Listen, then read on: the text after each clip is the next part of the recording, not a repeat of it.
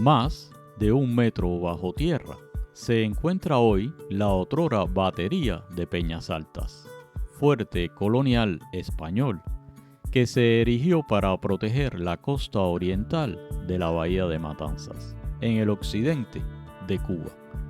Más de 60 años han pasado desde su demolición. El olvido se ha ocupado de enterrar aún más profundo los recuerdos. A develarlos se ocupa un proyecto arqueológico que excava con paciencia entre rellenos de destrucción y antiguos muros que se aferran al presente.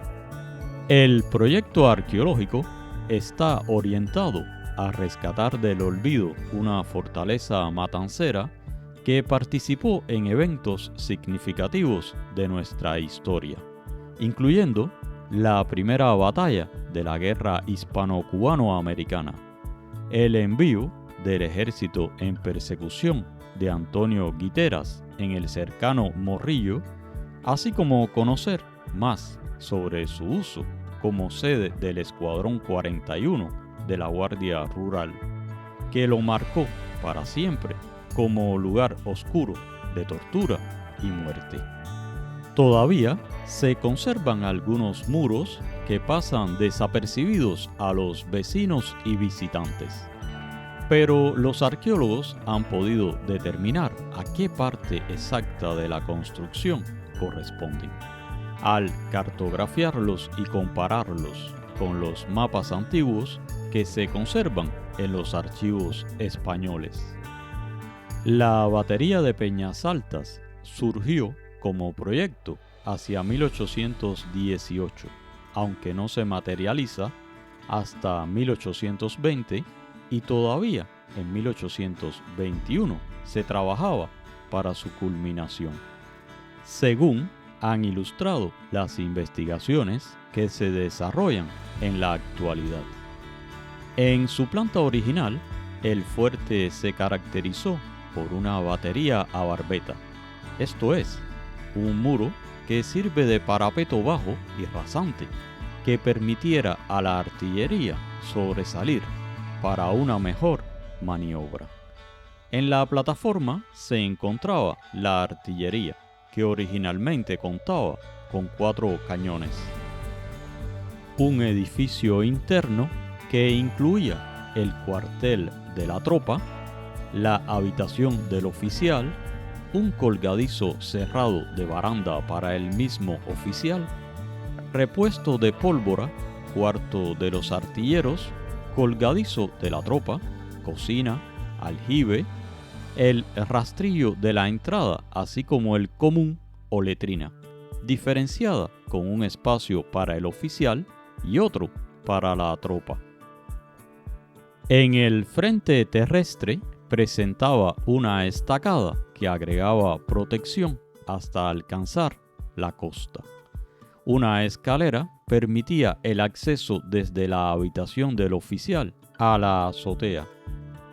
Hacia 1875 comienza a trabajarse en un proyecto de ampliación del inmueble. Ello implicó que se demoliera el muro que hacía de cierre del frente terrestre y se adosara uno nuevo de grandes sillares en el extendido frente marítimo. Se agregaron también 2 dependencias adjuntas al parapeto y nueva artillería del sistema El Orza, de obuses sobre cureñas giratorias que agregaban capacidad estratégica y movilidad.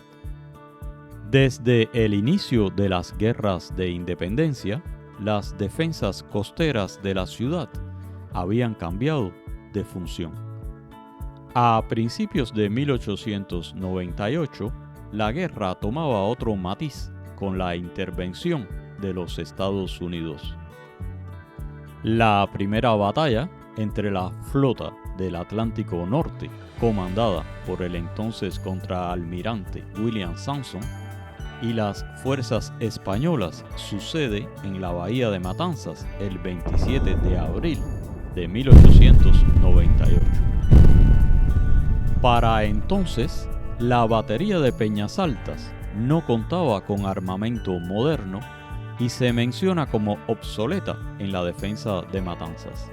Sin embargo, las prospecciones arqueológicas subacuáticas permitieron hallar varios proyectiles disparados por la flota estadounidense, abriendo un capítulo inédito para la historia de este inmueble.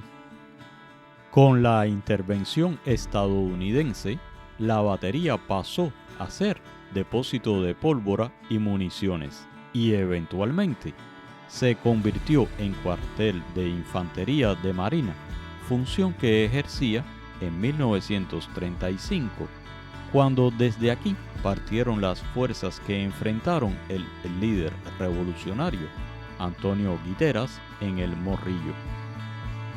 Para entonces, el cuartel había cambiado con nuevas estructuras que parecen ser producto de las mejoras en las dependencias militares que ocurrieron luego de la denominada Revolución de los Sargentos de 1933. Lo cierto es que hacia 1946 el lugar se había convertido en almacén de obras públicas y luego tendría un rol más tenebroso, la sede del Escuadrón 41 de la Guardia Rural, que se mudó desde el edificio anexo al cuartel Goicuría en enero de 1958. Fue en este momento cuando se torturan y asesinan a varios jóvenes que se manifestaban contra el gobierno dictatorial de Fulgencio Batista. Algunos artefactos de ese momento han sido encontrados durante las excavaciones arqueológicas que contribuyen a conocer un momento sombrío y traumático de la historia de Cuba. Luego de la demolición del inmueble, en 1962 el área fue intensamente afectada por la construcción de un edificio de apartamentos y casas. Una tarja de mármol casi imperceptible recuerda brevemente a los aquí torturados.